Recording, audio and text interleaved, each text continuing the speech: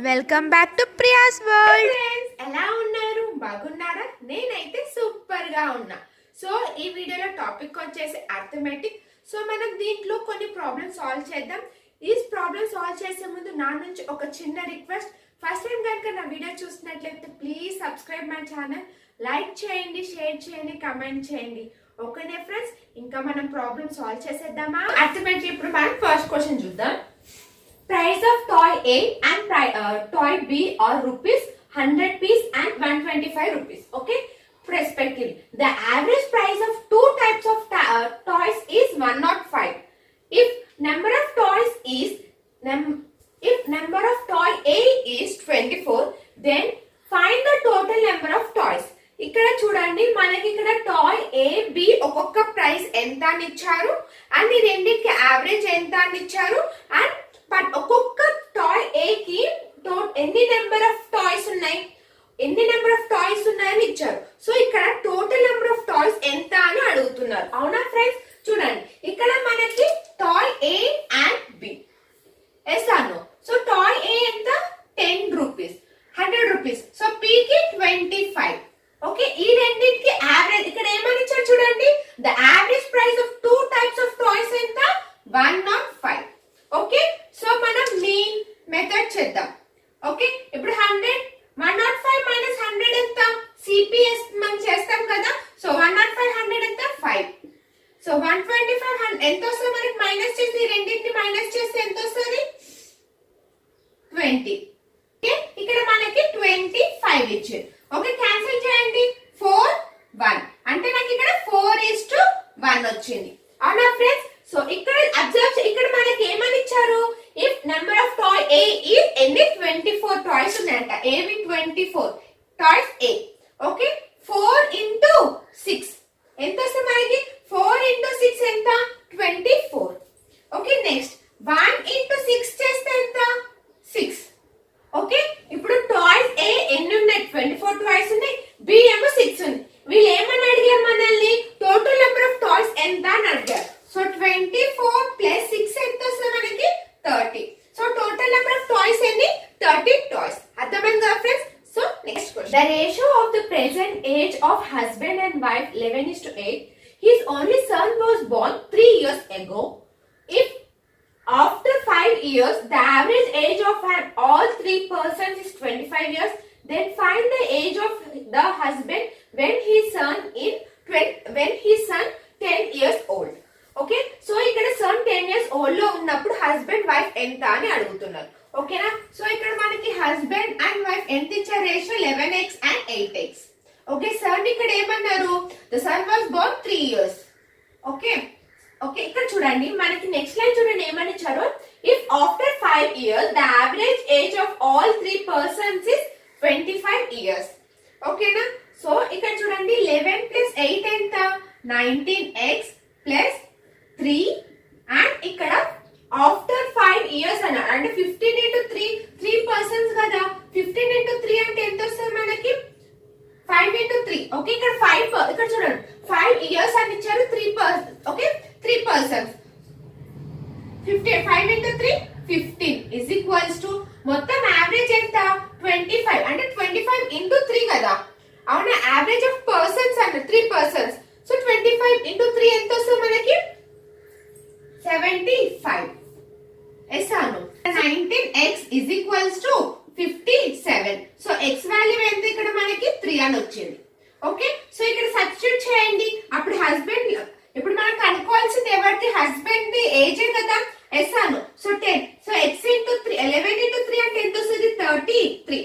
కానీ ఇక్కడ చూడండి, ఇక్కడ అబ్జర్వ్ చేయండి, ఇక్కడ సన్ కి 3 years ఉన్నప్పుడు హస్బెండ్ కి 33 years అయితే సన్ కి 10 years ఉన్నప్పుడు హస్బెండ్ వైఫ్ ఎంత? అంటే ఇక్కడ 3 అంటే 3 plus 7 ఎంత? 10 కదా. అంటే సేమ్ ఇక్కడ హస్బెండ్ కి 7 years యాడ్ చేస్తే ఎన్ని ఇయర్స్ వస్తుంది మనకి? 40 years. Okay, the husband age was 40 years. ఎప్పుడు వాళ్ళ సన్ కి 10 years ఉన్నప్పుడు వాళ్ళ హస్బెండ్ కి ఎన్ని years? 40 years. Next question. The present age of A is 20% less than that of B. The present age of C is 35% of the present age of A. If the average present age of A, B, C is 17 1/3 years. Then find the age of C 3 years hence.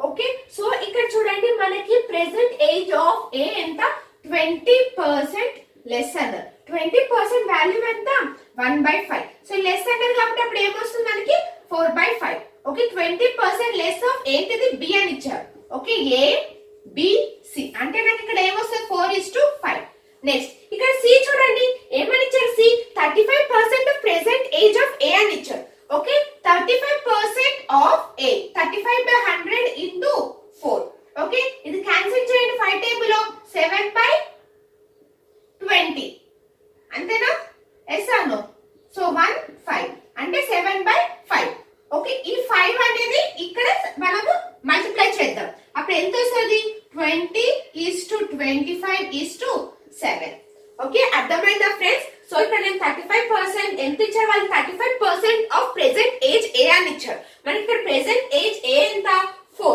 Okay ఇది మనం cancel చేస్తే ఎంత వస్తుంది అంటే 7/5 ఈ 5 అనేది దీన్ని multiply చేశాను ఓకేనా ఫ్రెండ్స్ సో అప్పుడు నాకు 20:25:7 అని వచ్చింది ఓకే ఇప్పుడు నెక్స్ట్ చూడండి నెక్స్ట్ పాయింట్ ఏమని ఇచ్చారు if the average present age of ABC is 7/1/3 ఓకేనా 71/3 ఓకే ఎంత 17 ఎంత 51 అంటే 52/3 ఓకే ఇక్కడ చూడండి యావరేజ్ అని ఇచ్చారు వాళ్ళు ఏమని ఇచ్చారు యావరేజ్ ఆఫ్ ఏబిసి అవునా 52/3 into 3 అని రాయాలి కదా 3 క్యాన్సిల్ ఎంత వస్తుంది నాకు ఇక్కడ 52 ఓకే ఇది ఏంటిది average age of ABC okay ఇప్పుడు చూడండి ఇది ఈ మూడింటిని యాడ్ చేయండి ఈ మూడింటిని యాడ్ చేస్తే మనకి ఎంత వస్తుంది 52 అంటే ఇది ఏంటి sum of A B C okay అర్థమవుతుందా ఫ్రెండ్స్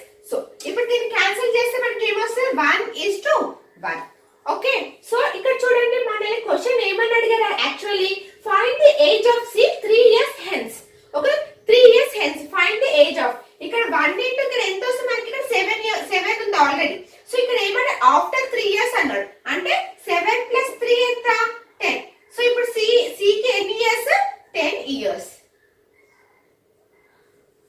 ఓకే అర్థమైంది కదా friends so next question the average expenditure for the first 6 months is 10,000 and the average expenditure for all 20 months is 15,000 find the average expenditure last 6 months okay so ఇక్కడ చూడండి so 6 months 6 into 10,000 అంటే మనకి 6 into 10,000 అంటే ఎంత 60,000 అంతేనా yes అను so next వాళ్ళు ఏమంటారు average expenditure of 12 into 15 12 into 15 అంటే మనకి ఎంత వస్తుంది 1,80,000 అంతేనా 1,80,000 ఈ రెండింటిని మైనస్ చేయండి ఈ రెండింటిని మైనస్ చేస్తే మనకి ఎంత వస్తుంది 1,20,000 అండ్ ఇక్కడ find the average expenditure of last 6 months అన్నారు కాబట్టి డివైడెడ్ బై 6 అంటే ఎంత వస్తుంది 20,000 ఓకే ఆన్సర్ ఏంటిది 20,000 the average expenditure of last 6 months అంటే 20,000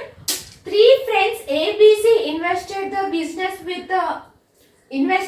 a business with the investment ratio 4:5:9 respectively and the respective profit ratio is 7:5:6 find the ratio of time period okay na friends so ikkada manaki profit formula enti formula ఏంటిది time into investment అవునా so ఇక్కడ మనం ఏమో కనుక్కోమన్నారు time కనుక్కోమన్నారు అంటే అప్పుడు నాకు ఏమొస్తుంది profit by investment okay yes or no అవునా ఇప్పుడు టైం కదా వాళ్ళు కనుక్కోమన్నారు అప్పుడు ప్రాఫిట్ బై ఇన్వెస్ట్మెంట్ సో ఇక్కడ రేషియో రాసుకుందామా సో చూడండి 7/4 is to 5/5 is to next 6/9 okay నా friends so cancel 5 cancel okay next ఇక్కడ చూడండి 4 9s అంటే 36 సో 36